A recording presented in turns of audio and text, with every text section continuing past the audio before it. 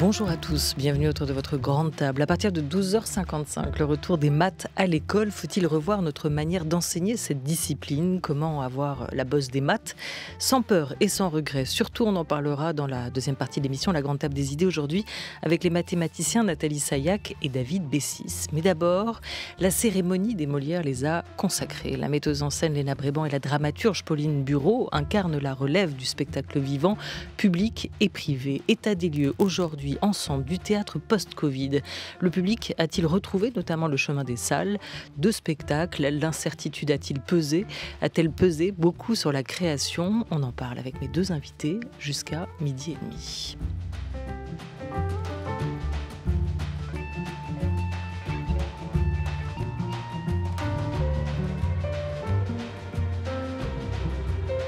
France Culture, la grande table, Olivia Gesbert.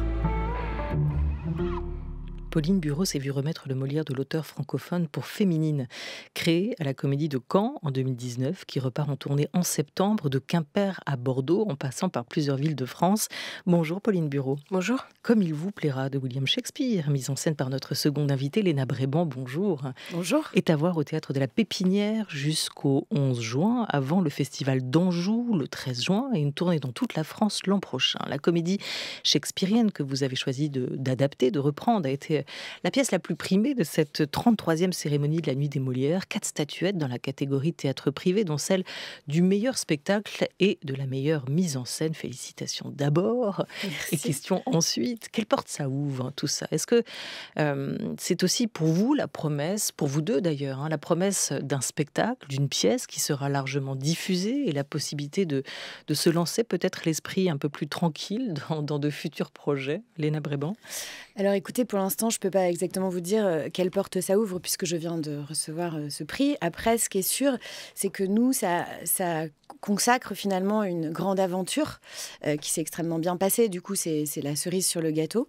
Et ensuite, oui, évidemment, ce qui est formidable, c'est que cette cérémonie des Molières, ça aussi montre aux gens, en tout cas, voilà ce qui est proposé au théâtre. Et en ce moment, on a vraiment besoin que les gens reprennent le goût du théâtre, l'envie de venir partager du vivant. Et donc, voilà, pour moi, c'est l'opportunité de leur dire attention, ce spectacle d'abord va être sans doute repris à la rentrée, à l'automne.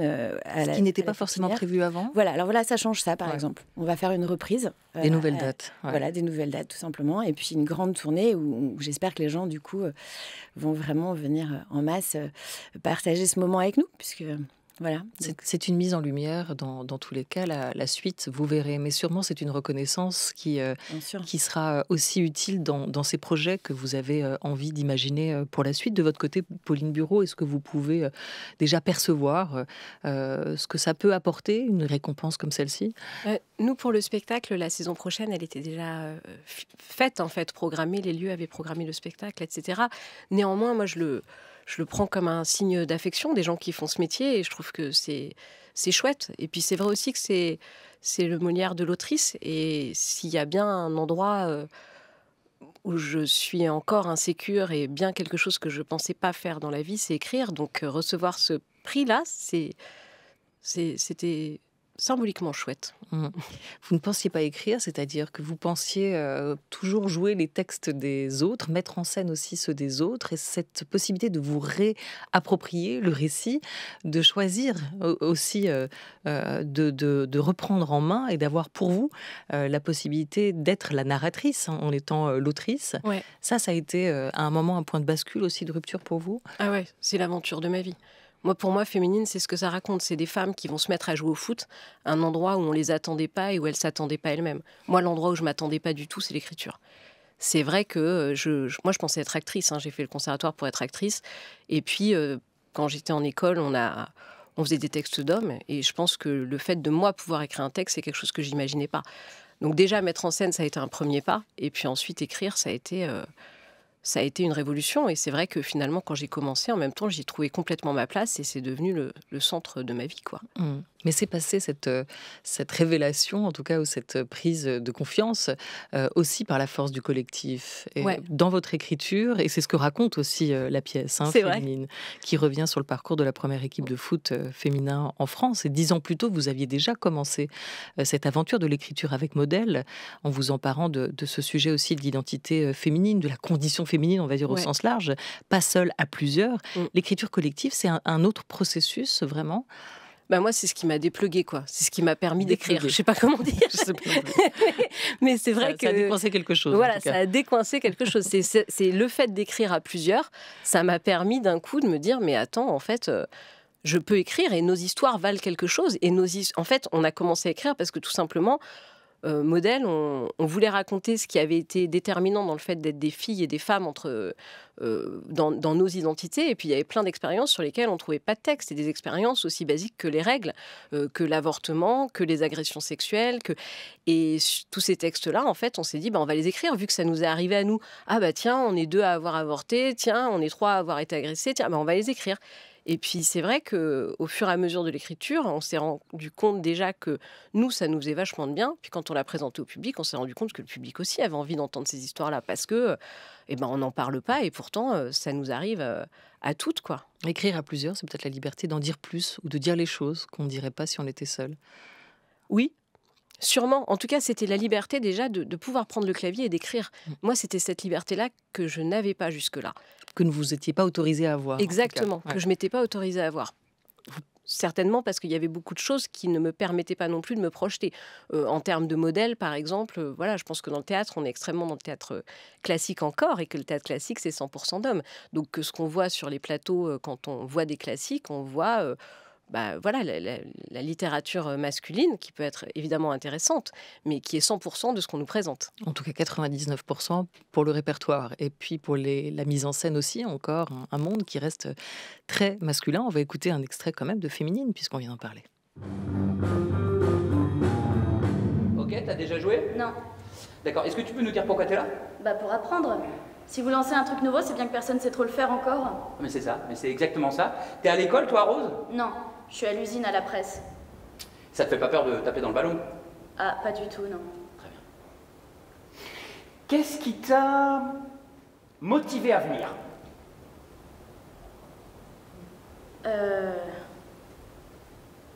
Je sais pas. J'avais une course à faire juste après la débauche à côté d'ici, et puis je suis là. Tiens, c'est marrant, j'ai rêvé de ça cette nuit. De quoi ? De notre entretien ? Ah non, pas du tout. Non, du foot. Je courais sur le terrain et j'étais bien. Voilà un extrait de votre pièce Féminine avec un S, Pauline Bureau, qu'on pourra retrouver à la rentrée. On le disait, de Quimper à Bordeaux, en passant par beaucoup d'autres villes de France, après avoir été créée à la Comédie de Caen en 2019, c'est-à-dire avant la pandémie. On va revenir sur ce que cette longue parenthèse a pu représenter pour vous deux. Cette pièce, cet extrait qu'on vient d'entendre, illustre aussi quand même pour beaucoup votre démarche, Pauline Bureau, l'idée de faire un théâtre documenté, celui que vous aimez en tout cas pratiquer, et qui invite aussi à la multiplication des témoignages. On les retrouve dans cette pièce chorale sur cette équipe de foot féminin en France. Oui, c'est-à-dire que ce qui m'intéresse effectivement, c'est de partir du réel, parce que le réel est souvent complètement fou. Et cette histoire, par exemple, d'équipe de Reims qui naît sur une blague dans une kermesse et qui commence comme ça, tiens, si on créait une équipe de foot féminin, et qui finit par gagner la Coupe du Monde 10 ans plus tard, c'est hallucinant, déjà la réalité. Et c'était pour moi super de raconter cette histoire-là et de pouvoir imaginer ces destins singuliers et comment elles, dans leur vie, elles vont s'autoriser des choses qu'elles ne pensaient pas pouvoir s'autoriser.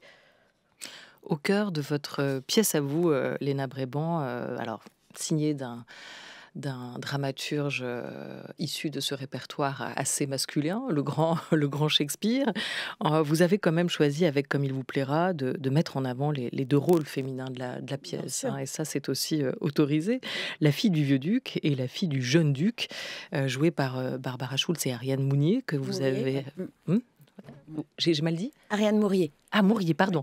À qui vous avez offert à ces deux comédiennes une scène liberté, en tout cas l'idée et la possibilité d'insuffler leur propre féminité ou leur sens du jeu. On va écouter un extrait et on y revient. Vous savez, c'est un vieil oncle, très religieux, qui m'a appris à parler. Dans sa jeunesse, il avait vécu en ville et il ne connaissait que trop bien la galanterie car il était tombé amoureux. Il a fait bien des serments contre l'amour et je remercie Dieu de ne pas être une femme et de ne pas être atteint de tous les travers, de les imperfections qu'il reprochait au sexe féminin. Quels étaient les principaux défauts qu'il reprochait aux femmes? Il n'y en avait point de principaux. Ils se ressemblaient tous comme des pièces de dessous, ils paraissaient tous monstrueux. Jusqu'au moment où le suivant venait l'égaler. Je vous en prie, citez-moi quelques-uns. Non. Je n'appliquerai mon remède que sur ceux qui sont malades. Il y a un homme qui hante la forêt et qui dégrade les jeunes arbres en gravant Rosalind sur leur écorce. Il accroche des os aubépines et des poésies en vers sur les ronciers. Si je pouvais rencontrer ce fou, je lui donnerais bien une petite consultation, car il semble être atteint de fièvre d'amour aiguë. Je suis cet homme malade d'amour. Je vous en prie, donnez-moi votre remède. Voilà, au cœur de cette pièce, cette fameuse fièvre d'amour et ces histoires d'amour. Que révèlent-elles pour vous, Léna Bréban ? Alors déjà, ce qui était intéressant pour moi, c'était de m'atteler à un classique et justement de comment est-ce qu'on représente mon idée de la femme, en tout cas justement pas ce qu'on projette sur ce que doit être une femme, mais bien c'est quoi une femme. Et je trouve que c'est une pièce extrêmement féministe justement sur comment cette femme prend le pouvoir dans cette forêt d'Ardennes, comment toutes les deux elles partent, elles quittent ce palais et elles vont à l'aventure. Et l'aventure, c'est pas toujours ce qu'on nous propose. On nous propose souvent la maison et rarement l'aventure. Et ces deux nanas partent dans la forêt d'Ardennes et vont vivre des aventures et vont expérimenter le désir, le plaisir, l'amour, la rencontre. Et voilà. Et du coup, qu'est-ce que c'est pour moi ? Voilà, c'est tout ça. Voilà, pour moi, c'était ça, cette forêt d'Ardennes. C'était ce mélange de plaisir et de découverte et de mettre en scène ça, en fait. Et de mettre en scène, justement, cette féminité de façon un peu moderne, en fait, de me réapproprier Shakespeare. C'est une adaptation de Pierre-Alain Leleux. Et voilà, de voir comment ça pouvait résonner pour nous aujourd'hui. Il y a une autre pièce de vous qui tourne en ce moment, c'est Renversante, qui sera présentée ou qu'on retrouvera notamment au Festival Off d'Avignon, Présence Pasteur en juillet. Ça s'est joué dans quel sens ? Ça a été Renversante avant Comme il vous plaira ou Comme il vous plaira avant Renversante dans la construction ? Vous voulez qu'on parle du confinement ? Alors là, moi, de toute façon, tout s'est mélangé, puisque tout s'est fait en même temps finalement, puisque comme on a eu 2 ans un peu bizarres, voilà. Mais c'est Renversante en premier, mais tout ça est d'un même mouvement, puisque Renversante, c'est donc une pièce sur l'égalité homme-femme. C'est pour ça que je voulais pas tant parler du confinement que de la complémentarité ou du fil qui se tisse peut-être entre les deux et de comment ça s'était construit pour vous. Mais pour moi, c'est un même mouvement sur cette chose, sur la représentation féminine. Et Renversante, j'ai lu le texte de Florence Hinkel que j'ai trouvé génial, parce qu'enfin, il y avait une porte d'entrée pour moi sur cette thématique que j'avais très envie d'aborder, qui est essentielle à mon travail en tout cas. Et elle passe par l'humour. Et c'est hilarant. Et donc, c'est vraiment, en fait, elle inverse le monde. C'est un monde dominé par les femmes. Et du coup, c'est très simple, mais c'est génial parce qu'on se rend compte du ridicule de certaines situations, de l'injustice de certaines situations, juste en inversant les rôles. Et du coup, on a pris énormément de plaisir à faire ça. C'est une façon pour moi d'ouvrir le dialogue avec les collégiens ou avec le public. Maintenant, on a une forme tout public de ce spectacle qu'on joue en salle également. Et donc, qui est suivi d'un petit débat, d'une conversation. Et c'est dingue. En fait, je ne m'attendais pas du tout à ces conversations que j'ai. Qu'est-ce que ça provoque ? Ah bah, c'est dingue. C'est-à-dire, d'abord, on en discutait tout à l'heure un petit peu avec Pauline. D'abord, moi, je ne pensais pas qu'il restait autant de boulot. en fait. Je suis surprise, parfois un peu... oui, alors moi, ça me rend conquérante, mais des fois, c'est un petit peu désolant, parce que les représentations sont toujours... Autant de les mêmes. boulot dans la reconnaissance des stéréotypes Complètement. Et dans la réalité des inégalités femmes-hommes c'est pour ça. vous. Ouais. Dès le plus jeune âge, c'est-à-dire nous, on va en collège, et dès 12-13 ans, on se rend compte que déjà, les gamins sont dans des représentations très limitées de ce que c'est qu'un homme, de ce que c'est qu'une femme, et de tout ce travail de déconstruction qu'il y a à faire. Et voilà, donc pour moi, je le joue énormément. Ce spectacle, j'y vais moi-même, le jouer en collège. Et franchement, je le vis comme un acte de militantisme à chaque fois. Voilà, à chaque représentation, il y a des aventures, soit des garçons qui viennent nous voir à la fin en disant « j'avais pas du tout réalisé », ou des gens qui partagent des expériences qui sont parfois très... waouh, lourde à recevoir, et on se dit ah oui, c'est difficile, mais en même temps à chaque fois on se dit on plante des graines, quoi. Le choix d'aller vers le monde scolaire, présenter vos pièces, dialoguer aussi avec des jeunes, ça c'est... Alors justement, c'est une volonté de votre part de créer et d'ouvrir ce dialogue, parce qu'on a toujours tendance à penser que ça fait plutôt partie des missions de ceux qui incarnent ou font du théâtre dit public.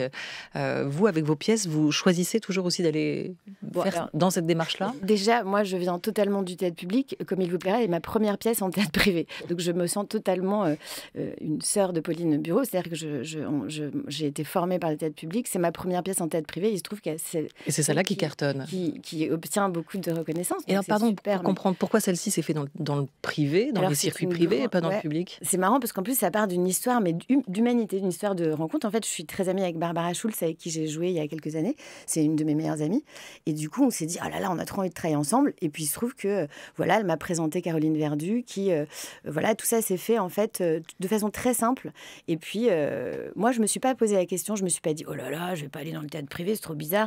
Je me suis dit, mais c'est génial, hein. En fait, comment ça? C'est du public, c'est des gens. Et moi, mon travail est le même, mon propos est le même, mon propos sur les femmes est le même. Et cette actrice est géniale.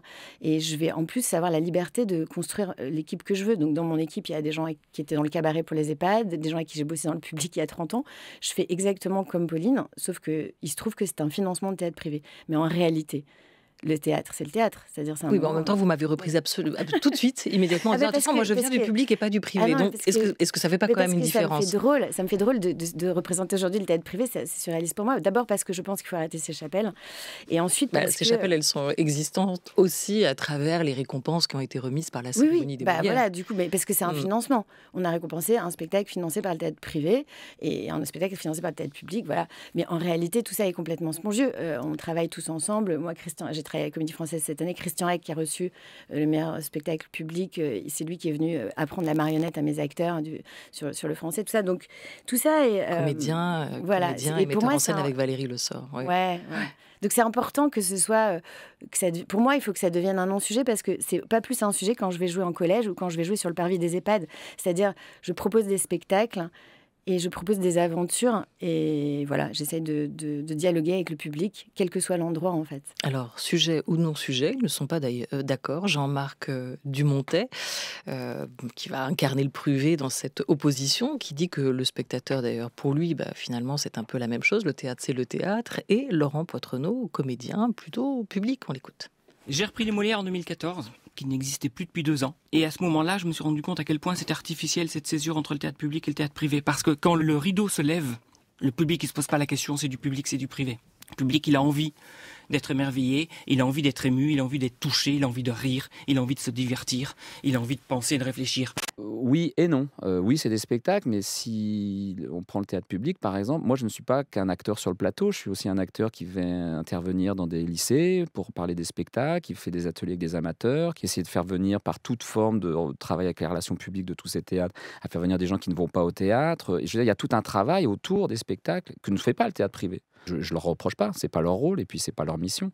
Parce que moi, le danger que j'entends derrière ça, c'est que si à un moment tout se ressemble, alors pourquoi mettre tant d'argent dans le théâtre public puisque le théâtre privé, regardez, ça marche. Faisons que du privé.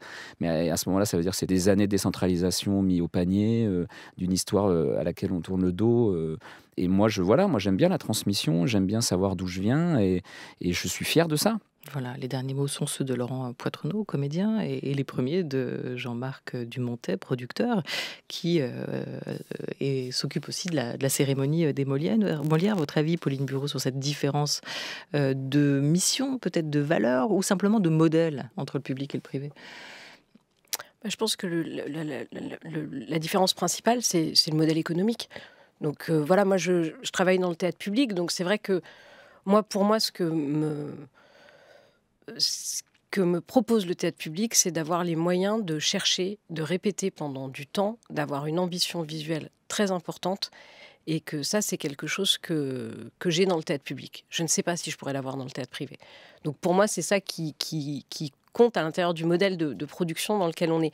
Après, moi, je connais ce côté-là du théâtre, et c'est vrai que voilà, ces moyens de production, ces temps de répétition, ce que dit Laurent Poitrenaud, c'est vrai aussi, c'est que c'est aussi tout un maillage sur notre territoire, tout un travail qui a été fait de décentralisation, de lien avec le public, qui est très dense et très intense. Nous, on est une compagnie, ça fait 15 ans qu'on tourne en France. C'est vrai qu'on voit bien que dans des villes comme Dijon ou Chalon-sur-Saône, où on est beaucoup passé en tournée, on a un public extrêmement fidèle qu'on retrouve à chaque fois, et que c'est une aventure de théâtre qui nous va. Après, finalement, moi, à l'intérieur des modèles publics-privés, je crois effectivement que quand un spectacle est là et que le public est en face, tout ça ne compte plus. Mais c'est vrai qu'à l'intérieur des modèles économiques de création, c'est pas exactement la même chose. Néanmoins, je ne connais pas bien le théâtre privé. Les modèles économiques, Léna peut mieux répondre que moi sur ça. Moi, je peux dire ce que me propose le théâtre public comme modèle économique. Mais voilà, et vous y êtes passées toutes les deux par le théâtre public. Vous concernant aussi, Pauline Bureau, vous avez été associée à plusieurs théâtres, plusieurs scènes nationales, de Bourgogne, de Marseille, et plus récemment, en 2019, vous avez été artiste associée à la Comédie de Caen. Vous l'êtes encore? Je suis associée actuellement à Saint-Étienne, qui est dirigée par Benoît Lambert, et puis à l'Espace des Arts à Chalon-sur-Saône et au Théâtre des Quartiers d'Ivry. Léna Brébance. Oui, on est artistes associés toutes les deux à l'Espace des Arts de Chalon-sur-Saône, donc on fait partie de la même team. En fait, justement, moi je pense qu'un artiste, c'est un artiste. Moi j'ai envie de m'exprimer de plein de manières différentes. C'est-à-dire, encore une fois, je suis à 220 représentations faites personnellement dans les collèges sur cette idée de l'égalité femmes-hommes produite par l'Espace des Arts. Je conçois pas, en fait, voilà, je vois pas ça comme ça. Moi, je conçois pas de choisir. J'adore être à plein d'endroits différents. Et la façon dont je fais mon art, elle ne change pas d'un iota. Après, on accepte ou pas une situation économique. C'est-à-dire, évidemment, quand je vais répéter au théâtre privé, je vais répéter sans mon décor, par exemple, qui est quelque chose de difficile pour moi. Sans mon décor, sans mes costumes, j'ai tout au dernier moment. Ça, c'est compliqué pour moi. Et puis le financement, après, voilà... vous l'avez raconté par ailleurs, pour Comme il vous plaira, c'est aussi très artisanal dans la manière de faire. Très artisanal. On arrive avec sa boîte à outils, un costume, et on joue avec les moyens du bord. Ouais. Mais au fond, en fait, sur Renversante, d'une certaine manière, c'est pareil, parce que moi, j'aime bien le théâtre avec rien, j'aime bien le théâtre artisanal, j'aime bien que ça a l'air d'être inventé sur place. J'ai pas de goût, par exemple, pour la vidéo, des choses comme ça. Donc au fond, pour moi, dans mon travail d'artiste, ça change pas énormément de choses. Ça change un système économique. Mais évidemment, c'est pas les mêmes choses qui sont proposées. Moi, il y a des choses dans le théâtre privé dans lesquelles je ne me reconnais absolument pas. On va être très clair. Mais il y a des choses dans le théâtre public dans lesquelles je ne me reconnais absolument pas. Et c'est aussi vrai. Donc, je pense qu'on est des artistes et qu'après, on voit bien avec Alain Françon ou Charles Turgeman, je ne sais pas, tous ces hommes qui ont dirigé de grandes scènes nationales, voire des théâtres nationaux, et qui travaillent dans le privé. C'est-à-dire, ça dépend, en fait, les propositions qu'on nous fait. Moi, un Shakespeare... Mais quelle merveille, en fait. Quelle aventure merveilleuse de pouvoir monter un Shakespeare, le Shakespeare que je voulais, avec les acteurs que je voulais. Mais qui dit non à ça, en fait? Alors, je voulais avoir votre avis, justement, à toutes les deux. Et comme le temps passe, j'y vais vite, sur le rapport de la Cour des comptes sur le spectacle vivant. Comment soutenir le secteur? C'est la question que la Cour s'est posée. Et elle estime, avec ses sages, qu'il faut aujourd'hui repenser l'équilibre entre production et diffusion. Que beaucoup de spectacles sont aidés, mais qu'ils tournent mal par la suite et que, du même coup, ils ne trouvent pas leur public, ces spectacles. Est-ce que cette analyse correspond à votre vécu, Pauline Bureau? Moi, là-dessus, je vais avoir un peu du mal à m'exprimer déjà parce que j'ai pas lu le rapport dans le détail, j'en ai lu les grandes lignes dans la presse, et que nous, c'est pas ce qu'on vit en termes de diffusion. Moi, moi, je suis en compagnie. La dynamique et le fait de tourner, c'est ce qui nous fait vivre. Donc, en fait, on tourne des spectacles et on les tourne énormément. Celui qu'on a tourné le plus, c'est Dormir 100 ans. On l'a joué 350 fois. Mais toutes les autres créations, on joue plus que 100 dates. En fait, c'est des dates qu'on fait sur 2-3 saisons féminines. Là, on va passer la 100e. On est quand même sur des spectacles qu'on diffuse beaucoup, où on se bat pour les tourner au maximum en France, où on essaye de réfléchir aussi les formes pour avoir des spectacles qui tournent, et où j'ai la joie, le bonheur de travailler avec des acteurs et des équipes techniques qui aiment tourner et qui font ce métier et qui se déplacent, ce qui n'est pas évident parce que on a tous la quarantaine et que c'est quand même quand on fait... Non, mais il faut aussi le dire, c'est-à-dire que voilà, moi j'ai des acteurs qui tournent 100-120 dates à l'année, ça veut dire qu'ils sont un jour sur deux, quand on compte les arrivées la veille, les raccords, etc., un jour sur deux loin de chez eux et loin de leur famille. Et ça, c'est vrai que c'est une vie qu'on a choisie et qu'on est super heureux d'avoir. C'est pas toutes les équipes qui réussissent dans la durée à continuer à aimer ça, et nous on aime ça. Il y a ça, et effectivement trouver la nécessité derrière de lieux qui vous accueillent et puis le faire savoir, c'est-à-dire qu'il y a quand même une profusion de pièces de spectacles chaque année. On parle toujours de la rentrée littéraire, mais peut-être un peu moins de l'importante production qui se joue, publique et privée par ailleurs, dans le spectacle vivant en France, et il faut pouvoir trouver des lieux pour se produire. Léna Bréban, c'est une vraie question. Bien sûr, moi d'abord on se connaît bien avec Pauline et j'adore son travail, que je connais très bien. Et ce que je trouve beau, c'est qu'elle a une sorte de répertoire. C'est-à-dire que si tu me dis si je me trompe, mais ta troupe a un répertoire. Ils ont plein de spectacles comme ça qui peuvent jouer sur la durée, longtemps. Et moi, ce serait mon idéal. Ça serait évidemment mon idéal de pouvoir avoir... Ça, c'est une force, d'avoir un répertoire qu'on peut réouvrir aussi par moment et qui fait que les productions, ce qu'on a créé, complètement. Ne vont pas mourir après avoir été représentées. Exactement. De toute façon, pour moi, c'est un déchirement de me dire c'est une dernière, on va casser le décor. Je trouve ça, mais c'est le cœur qui lâche. Et surtout, ce que je trouve génial, c'est de se dire on a créé un truc et 6 ans après, on est encore en train de le jouer. En fait, je trouve que les spectacles se jouent pas assez longuement aujourd'hui. Pour moi, c'est fou de se dire il y a des spectacles qui se jouent 12 fois. Il y a des spectacles de danse qui se jouent 7 fois. Mais je trouve ça horrible, tout ce travail de répétition, etc., pour jouer si peu. Et moi, j'adore jouer dans la longueur, voilà. Merci beaucoup à toutes les deux. Et, pardon, je voudrais juste dire une dernière petite chose. C'est juste qu'on parle des spectacles qui se diffusent peu. Je pense aux plus jeunes équipes qui viennent de sortir juste après le confinement. Effectivement, il y a peut-être des spectacles auxquels il faut vraiment laisser leur chance parce que ces jeunes qui n'ont pas encore de réseau, je crois, sont dans une situation de grande précarité qu'on n'arrive pas encore à mesurer. Voilà, vous n'avez pas lu le rapport, mais finalement, vous dites la même chose. Merci beaucoup à vous, Pauline Bureau. Merci, Léna Bréban, d'avoir été avec nous.